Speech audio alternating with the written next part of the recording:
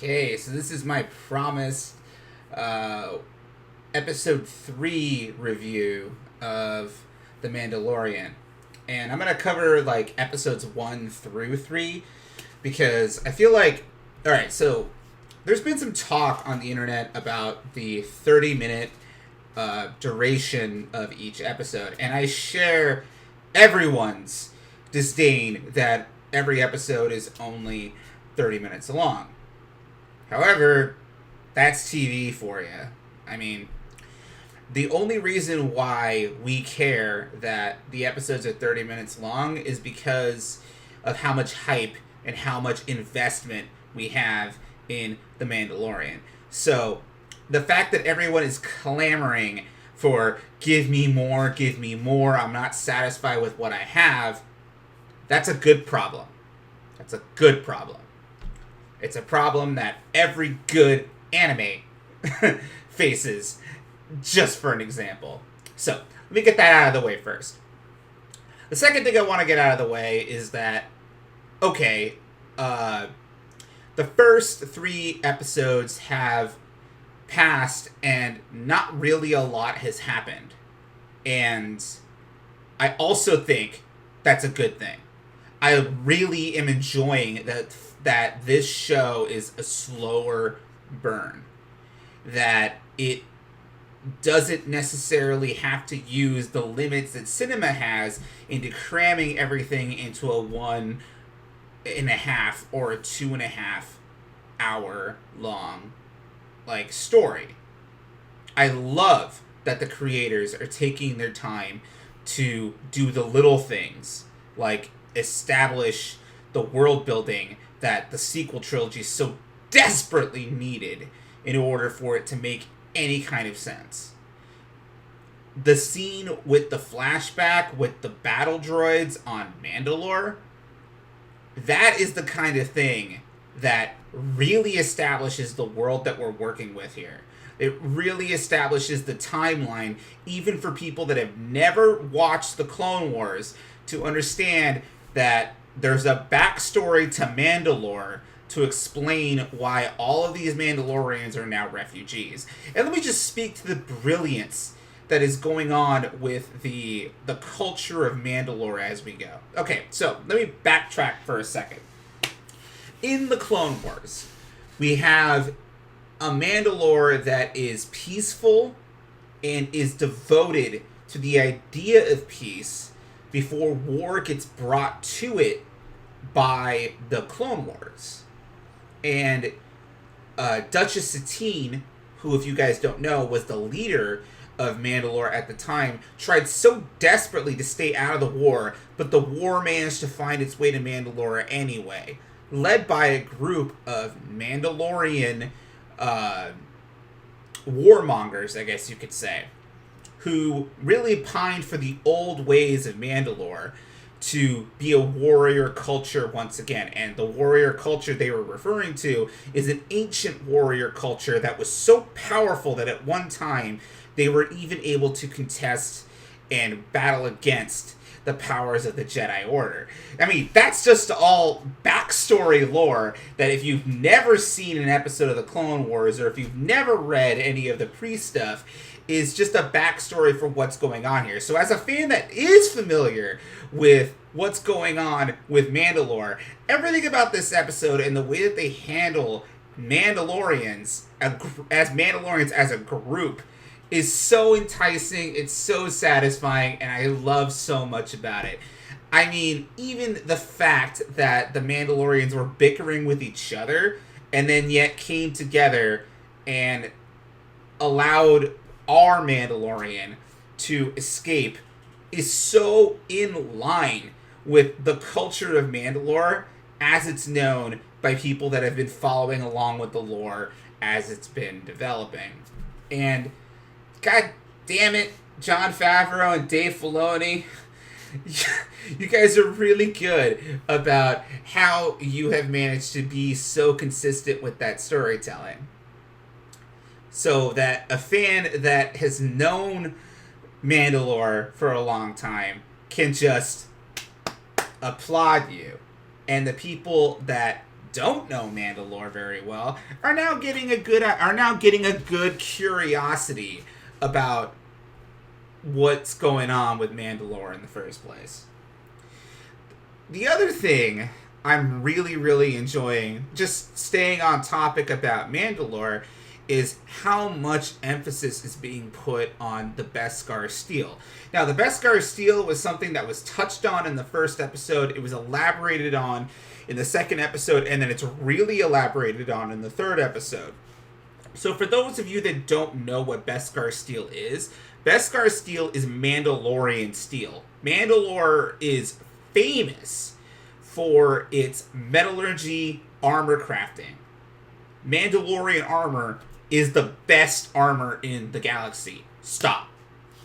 It's the mithril of this storyline. If you have Mandalorian armor, you're freaking set, bro. So, it stands to reason that if, and we're going to get more of what this purge is in the last season of Clone Wars that's coming up soon, I hope.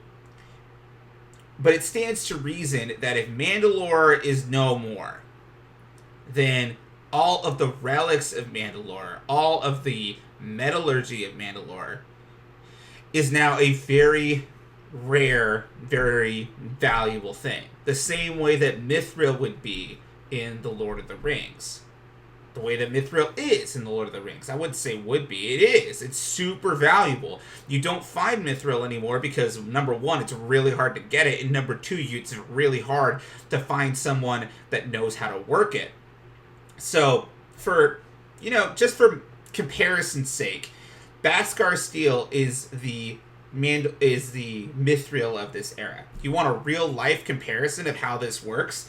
There's something called Damascus steel, which in the Middle Ages was super ornate and also super strong, that modern historians, modern metallurgists, really cannot figure out how it was created. It was such a carefully guarded guild secret that even today, modern metallurgists cannot really replicate how Damascus steel was created. So all of these different things come together. It explains why Beskar steel is a currency, why Beskar steel is something that Mandalorian would be after, why this bounty is so important to him, why the fact that Beskar steel is an Imperial property is such an important thing for the other Mandalorians. All of this it's barely touched on, but if you have any kind of background information on Mandalore, and then if you have any kind of background information on the way that the Beskar steel is a metaphor for all these other different things, it really, really is satisfying to see the emphasis they put on Beskar steel and why Beskar steel is a driving part of the story. I'm just saying. Now, where was I? Okay, so we also have the general action, suspense, drama, Western feel of everything. And if you guys have seen my previous videos, you have to know that I personally, when I saw Solo, I really didn't want to see a lightsaber in Solo. Star Wars doesn't need it. It's great that Star Wars has lightsabers. I'm not saying that lightsabers are a bad thing. I'm just saying that the lore and the richness of the universe of Star Wars is such that you can have a really good Star Wars story without a damn lightsaber in it. And that was true in Rogue One up until Darth Vader's scene, and the only reason that scene is okay with me is because of how badass it was. But Mandalorian is now showing how you can have a lot of really good Star Wars action without a damn lightsaber, without Jedi, without Force powers. I love that about how The Mandalorian is doing it so far. Now, granted, we did have the use of the Force in the second episode, and I was not personally a fan of how that went down. We have Baby Yoda, who is adorable. Everyone pretty much understands that at this point. We have Baby Yoda using the Force to lift a gigantic creature off of the ground while it's still moving, and then allowing our Mandalorian character to kill it. I was not personally a fan of how that went down. Now, on the one hand, it demonstrates that the race of Yoda, which we don't have a name of, so we'll call them the Yodas for a moment, for the time being. It demonstrates that the Yodas are very Force sensitive. That's pretty obvious. I think at this point, everyone kind of understood that the Yodas were pretty Force sensitive. But it also shows that just being Force sensitive is justification enough for being able to use the Force, being able to use the Force competently. That is leading into, the way that Rey, who has no in-universe justification for how powerful with the Force she is, it kind of is starting to spread the breadcrumbs of why you should believe that Rey is this powerful, which I don't like. Fuck that. It's the one use of the word that I'm going to use in this video to keep it PG-13. Now, so that being said, I didn't like how powerful Baby Yoda was with the Force, or how he was able to use it in that first episode. I thought it would have just been fine if he would have stopped the big bull thing. If he just would have stopped its momentum, its forward momentum, that would have been fine. That would have given our Mandalorian character enough of a break to kill it. That would have been fine. A little bit more subtlety would have been great in that regard. Didn't need to lift it off the ground and dangle in midair. I understand that it's a cool spectacle. I think the story would have been better served if he had done it that way. But if it was intentional because Disney wants to kind of tie some loose threads to connect why Rey's Force usage is the way that it was, well, then I can kind of understand why they would want to do it that way. Still doesn't satisfy all of my misgivings with Rey, but that's a whole other topic. So, but what I do love about this scene is that it establishes the moral quandary for our main character, the Mandalorian. So, what I love about this scene what I love about this episode 3, is that the Mandalorian, he takes his payment. That amount of Beskar steel, even if he was conflicted about what was going to happen to Baby Yoda, he still took the steel, because that's how important the steel is to the Mandalorians. It was only after the fact that he stepped in and did something with the remnants of the Empire, the reason why he broke Guild Code. He did all that after he got the Beskar steel. And I love that about this character, because this character is very gray. This character is going to take the payment, and then he's going to backstab you for the payment. That is so great. That is so great. And it so demonstrates just the underworld gray area that I've been looking for in Star Wars for a very long time. Then we get to the shootout. The shootout in the streets of whatever this planet is. If there is something I don't like about the way the Mandalorian is, it's the fact that they don't really give their settings a description. I mean, they could kind of benefit here, especially on TV, of the way that Rogue One did their little description of each planet as we get there. But before we get there, before we get to this particular shootout, there's another shootout that actually I had some issues with. Now, all of these issues are easily explained because they just wanted to show all of the weapons in the Mandalorian's arsenal. But there is the shootout to retrieve Baby Yoda. And that is I don't like how the Mandalorian, just for no reason at all, uses the other weapons in his arsenal aside from the blaster.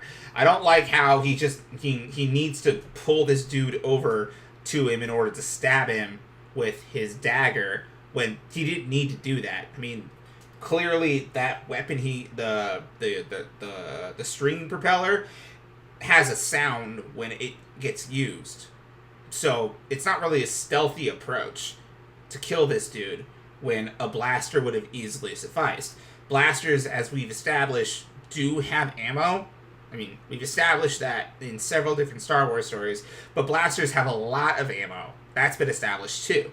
So there's no reason not to just blast this dude. You have to use the cable. That seems like a forced use just to like show off how many weapons the Mandalorians have in their repertoire. The other thing that gets showed off is the flamethrower. Now, the flamethrower in the Street Shootout, I have no problems with. The flamethrower in the Stormtrooper Shootout, I do have a problem with. Why are you going to use a flamethrower against someone that's wearing full body armor? Now I know. Stormtrooper body armor gets destroyed by sticks and stones of the Ewoks. I get it. It's kind of a meme. I understand the joke. But you still don't need to do that. It's already been established as a meme. You don't need to bring it into this story, too, that, like, basically Stormtrooper armor is completely worthless. We don't need to do that here. I think the scene just would have been better utilized with different gunplay and better stealth tactics. I'm just saying, it's not a bad scene necessarily, but it really seems like you're really pushing, like, you just want to show off how many weapons the Mandalorian's armor kit has. The whole scene in the hangar where he uses his little rockets out of his glove, again, it was cool. The rockets are cool. It kind of leaves a lot of questions about what these weapons were like with other Mandalorian characters like Satine and that one character from Rebels. I can't remember her name, but it kind of leaves you to question why these are the first use that we have of these weapons. But it also goes to just comically demonstrate just how ridiculously incompetent stormtroopers are. And honestly, I was kind of hoping that in this series where there's no Jedi, that we could see competent stormtroopers again. I was kind of hoping for that. So that was disappointing for me personally. But then we get to the Street Shootout. And again, even in this, it's mostly action. Even in this action scene, we have Carl Weathers and the other members of the guild demonstrating world building, where they're just like, you broke guild law.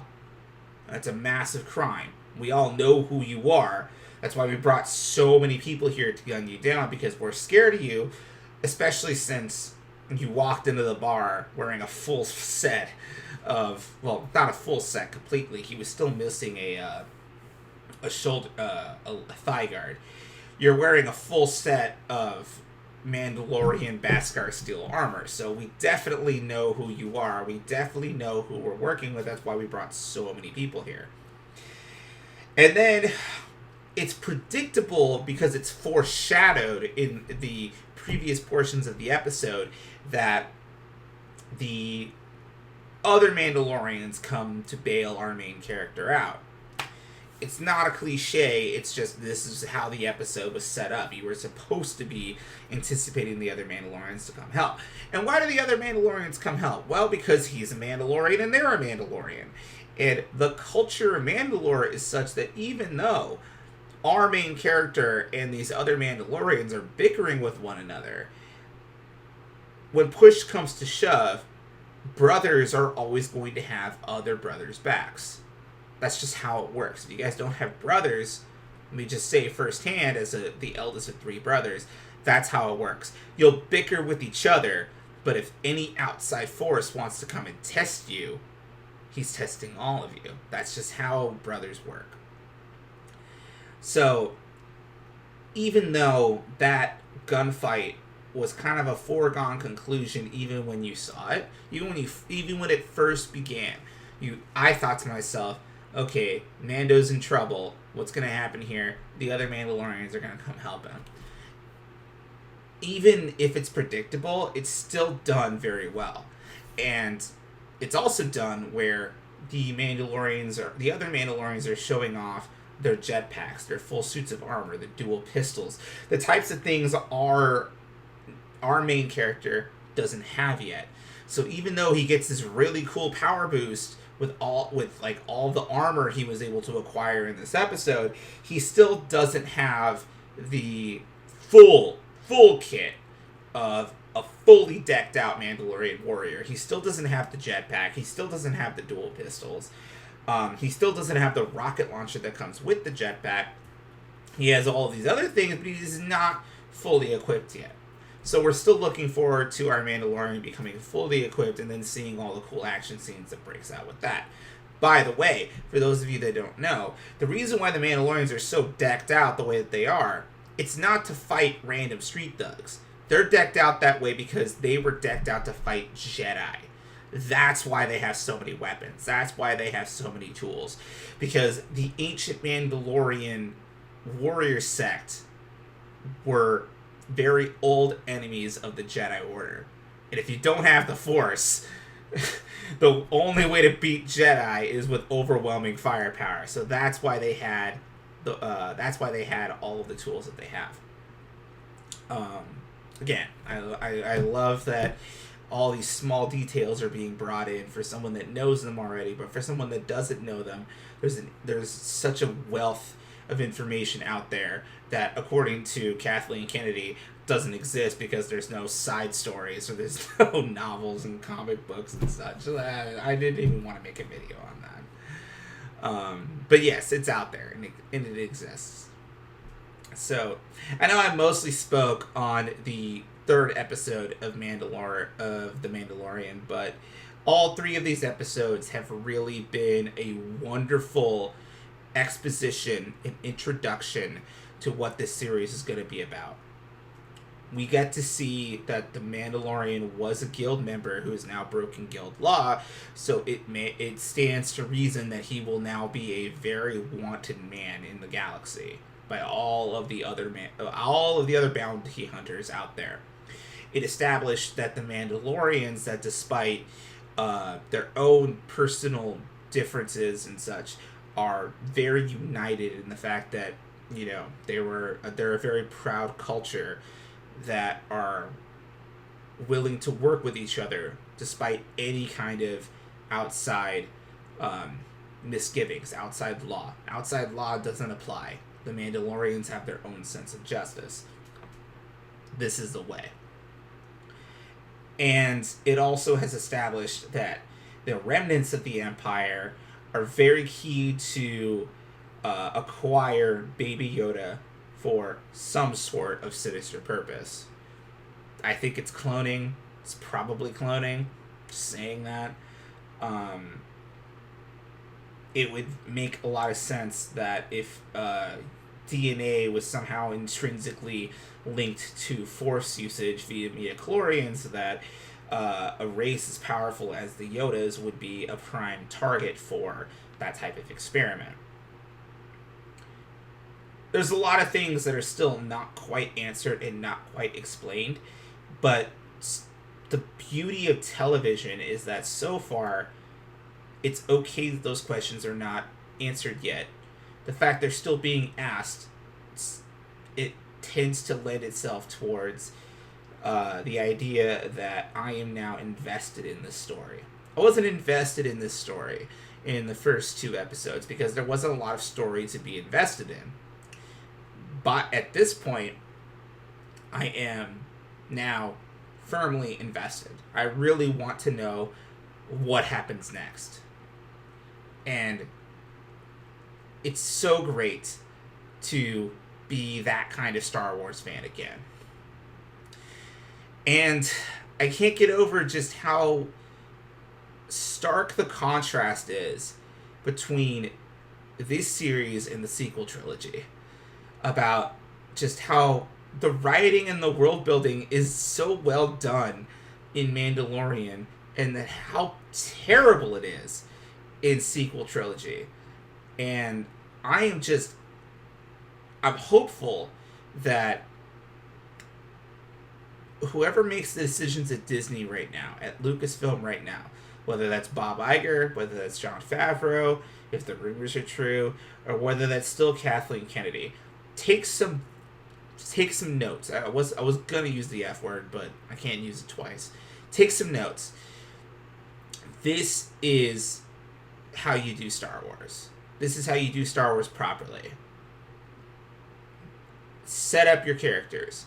Set up your world. Do it right. Take your time. Do it right.